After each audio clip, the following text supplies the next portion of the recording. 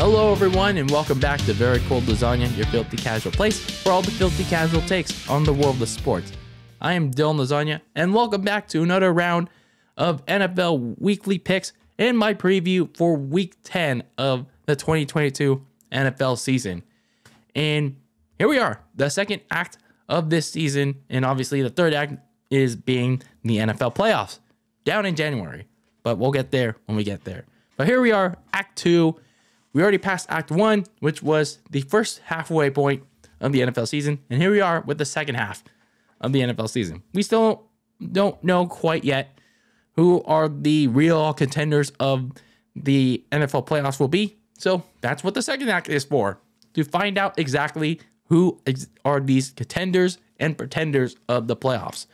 And I gotta be honest with you, it's 10 weeks into the season, and only 3 of them are true contenders.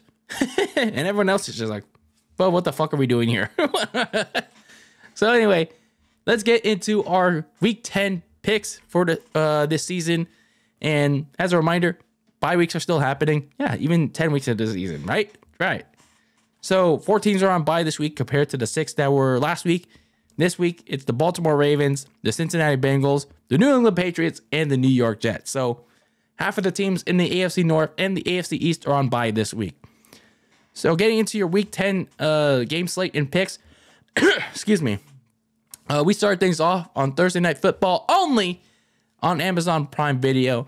And honestly, this wasn't a matchup that was worth your time. Like, literally, this was a matchup, like, compared to the last one we had last week, this was literally the ones we got in all the month of October. The Carolina Panthers defeated the Atlanta Falcons 25-15. And PJ Walker, yeah, he had a bounce back performance, but it was literally against Atlanta's terrible, terrible defense. And Marcus Mariota got exposed by whatever was left of Carolina's defense. And yeah, Carolina's defense is not good, but somehow Marcus Mariota did very bad against them. And perhaps, maybe, yeah, it could be time for Arthur Smith to unleash Desmond Ridder and maybe use this time to evaluate him. So, yikes. So, going to the Sunday slate of games, going into our actual picks for this week, starting with the early morning portion, we head down to Germany. I don't know how to do a German accent. I'm sorry. So, in the first ever Germany game, for the NFL, the Seattle Seahawks at 6-3 take on the 4-5 Tampa Bay Bucks. It's kind of a big test for Seattle because, you know, here they are 6-3, and yeah, they're 6-3 and better than Tampa Bay, but you know, they're still facing Tom Brady. The Seahawks defense, you know, it had a really good performance against the Arizona Cardinals in Week 9, and so they got the season sweep. But here they are facing Tom Brady, who got a last-minute win against the Rams the week prior. And perhaps, maybe this could be the start of a winning streak for them, but I don't think it'll be here in Germany. So give me the Seahawks, as I hate to say it, in this one. They're just on a roll somehow in this one. The Minnesota Vikings at 7-1 take on the Buffalo Bills at 6-2. This is perhaps the biggest test yet for Kirk Cousins and the Vikings. Yes, they had the fourth quarter comeback against the Washington Commanders, but they really struggled in that game. And if they struggle early in this one against a beat-up Bills defense, I don't see them pulling out this win. But here's the catcher. Josh Allen is going through that elbow injury, and yeah, he's trying to like hide it from the media, and I don't blame him for it. He is listed as questionable for this game, and he did get a limited practice on Friday, but it remains uncertain if he will play. So it's really hard to pick a winner for this game. Really hard to pick some team for this game. But I will say, if Josh Allen does not play this game, I'm gonna go with Minnesota to win this game. But if Josh Allen somehow plays this game, but he has to leave this game, I don't know. Maybe the Bills. Maybe the Bills in a very close game. Because, let me say this. Even if Josh Allen doesn't play this game, Case Keenum, their backup, he knows the Vikings. So, even though he doesn't help the Bills win this game. He could make it close, I guess, but we'll see. Detroit Lions at 2-6 take on the 3-6 Chicago Bears. The Lions got their second win of the season in the form of an upset against the Packers, with their defense really stepping up to create some opportunities somewhat for their offense, but in one of the ugliest wins of the season. But hey, whenever you get an upset against the Packers and Aaron Rodgers, that's a win in my book. Meanwhile, for Justin Fields and the Bears, Justin Fields shows some really good progression, but I feel like he still needs to throw more. And he'll probably do it here against the Lions. So give me the Bears in this one. The 3-6 all elite. Oh man, the all elite Jaguars. Sorry about that. Take on the 6-2 Kansas City Chiefs. The Jaguars got their third win of the season, snapping a losing streak of sorts as they beat the Raiders last week in a comeback. And look, it's another upset against the Kansas City Chiefs, but I just can't see it happening with how Mahomes and that Chiefs offense is rolling right now. And yeah, that was despite the win against Tennessee, where they were just out of sorts against that defense. But they're probably going to bounce back in this game against Jacksonville. Give me Kansas City in this one. All right. The 3-5 Cleveland Browns return from the bye week to take on the 6-3 Miami Dolphins. The Browns looking to carry over what worked from week 8 when they beat the Cincinnati Bengals in a upset where somehow, some way, Jacoby Brissett really outplayed Joe Burrow and just flustered that banged up Bengals defense, and looking to turn that into a potential upset against the Dolphins. Meanwhile, for Miami, yeah, they got the win against the Bears, but their defense really looks like a concern right now, giving up a shit ton of points. So I'm going with Miami in this game, but they have to find a way to shut down Jacoby Brissett, Nick Chubb, Kareem Hunt, Amari Cooper. They got to find a way to shut that down. Otherwise, it could get ugly, even if they do win. The 1-6-1 Houston Texans take on the 6-2 New York Giants coming off a bye. At this point, the Texans, like I said, for them, and I'm probably going to keep saying this for them, Dameon Pierce should be the focus of the offense because, I mean, what's their name? Davis Mills. I mean, he's doing okay, but he's not doing any better for them. So Pierce should be the focus of this offense going forward. Meanwhile, for the Giants, they're just looking to bounce back from a sluggish performance in Seattle, and hopefully the bye week was a time for them to get better, relax, get healthier for them. So give me the Giants in this game. The 3-6 New Orleans Saints take on the 2-6 Pittsburgh Steelers, who are getting TJ Watt back, but that doesn't mean that their offenses are so inept that this game is going to probably suck ass for everyone else that is sadly going to watch this. So if I were going to pick a team to win this game, give me New Orleans. The 3-5 Denver Broncos come off their bye to take on the 5-3 Tennessee Titans.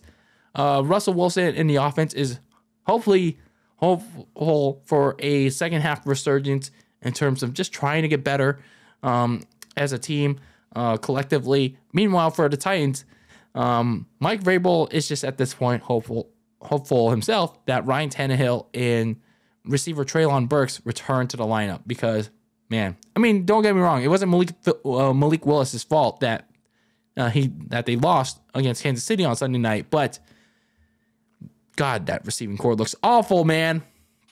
So give me the Denver Broncos in this game. Going to the late afternoon slate of games, 3-5-1 Indianapolis Colts, now led by not Frank Reich anymore, but by one Jeff Saturday, heading to Las Vegas to the Sin City to take on the 2-6 Las Vegas Raiders. This will be the debut of new interim head coach who has had no experience whatsoever, but he's a former offensive lineman. Yes, Jeff Saturday.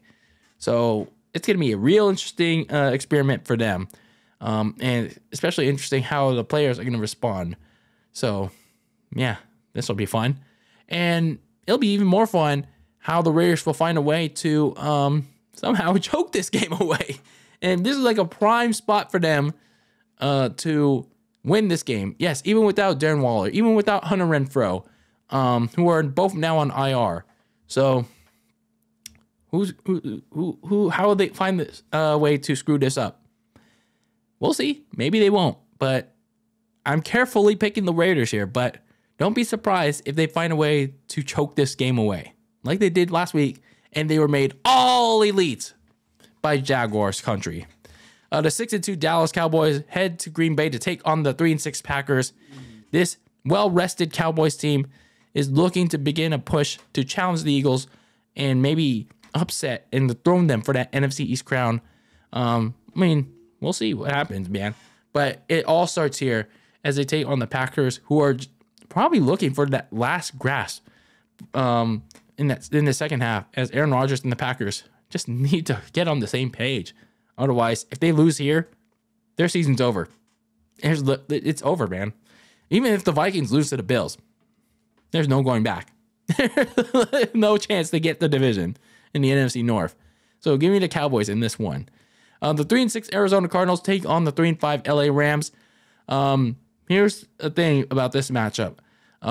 This is literally a battle to see who won't go into last place in the division.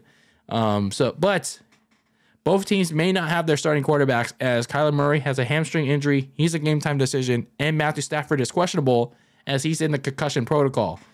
But the higher chance is on Matthew Stafford playing, depending on if he can clear it. And we'll see about Kyler Murray. But my bet is on the LA Rams winning. But it all depends on if Stafford can clear the protocol.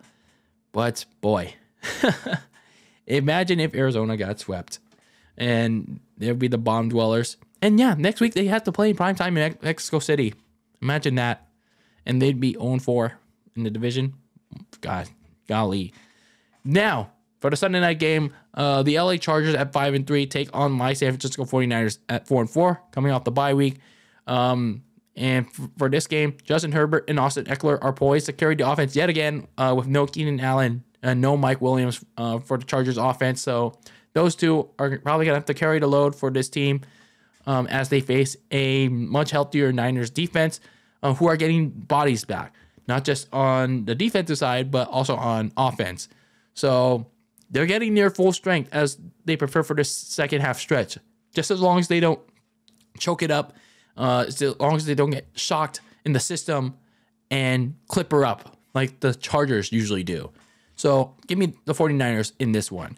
Then in the Monday Night Football closer of the week, the Washington Commanders at 4-5 take on the 8-0 Philadelphia Eagles.